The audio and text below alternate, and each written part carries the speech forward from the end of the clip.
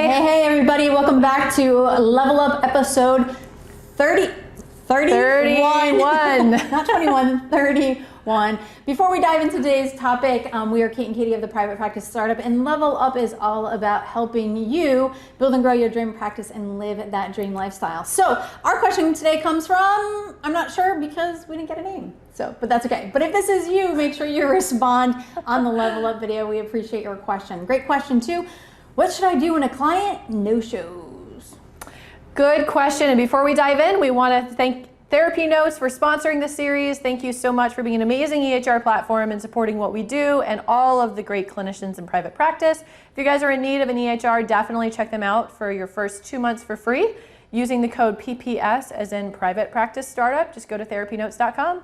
Check them out. All right, so we have a no name. The dreaded no-shows. But really important question. And we'll throw in last-minute type cancellations or not canceling within your cancellation policy.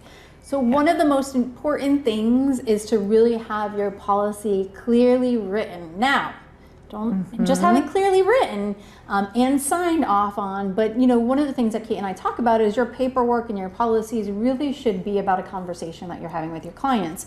When my clients come in and they come in with their paperwork completed, we actually go over the highlighted areas, and I assure that we speak very clearly about the cancellation and no-show policy. Kate and I also keep a credit card on file encrypted in our merchant services, and also they are informed that if they do cancel less than 24 hours or no-show, that they are required the fee for session.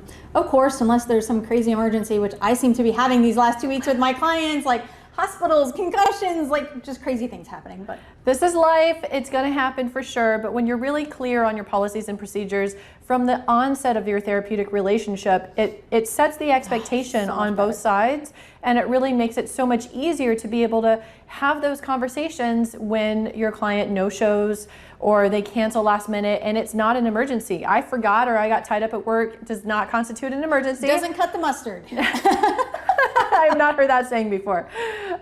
So that is definitely not going to fly. You want to be really clear about that, because sometimes what your clients think as an emergency doesn't really constitute as an emergency, right? So you might have to kind of define that out a little bit. But when you have the clause in your paperwork, you can always refer back to that. And then making sure that you have that conversation in your initial session sets the stage so that when that no-show does happen or the last minute cancellation, you know how to say, well, as a reminder, I do have a 24-hour cancellation policy, and that's something that we had talked about. And that's very standard in private practice. Once you book an appointment, it's really reserved for you. And I'm not able to fill that last minute. So unfortunately, I'm going to have to charge you for this no-show or last minute cancellation.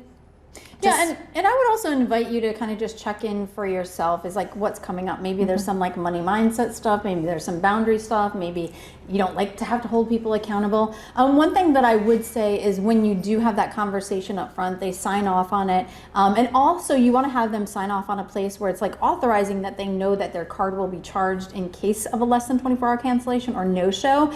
The beauty is when that happens, sometimes you'll have clients say, no, I understand you have to charge me. And it just kind of takes the pressure off, and it's so much easier. Yeah, when that happens. Because you did the legwork up front. So we really hope that this question was helpful. I'm sure it's helpful to many of you. And actually, we'll provide the link for our consent form. We have a consent policies and agreement form, which is actually about 8 pages long. It's very extensive. It goes over every possible thing that you could think of that we have come across over the past decade of experience, and then also meets all of the laws, the rules, and the ethical standards of what actually needs to be in your consent form. So we will pop that in there.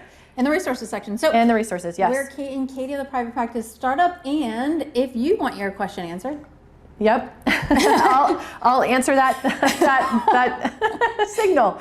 If you guys are loving the Level Up series, definitely share your question with us. You'll look for the Private Practice Startup Facebook group, and every Tuesday we have an Ask Us post. You can pop your question in there, and we're happy to get it answered. So we hope you're enjoying this. We'll see you next time. You guys got this. You got this. And Kate, I'm so surprised you never like tongue tie the Ask Us. That could be like disaster, and you do it well every time. Good thing I don't have to say that. Yes. Whew. So you guys got this. We'll see you on the next episode. Have an awesome, inspired day, everybody. Take care. Bye.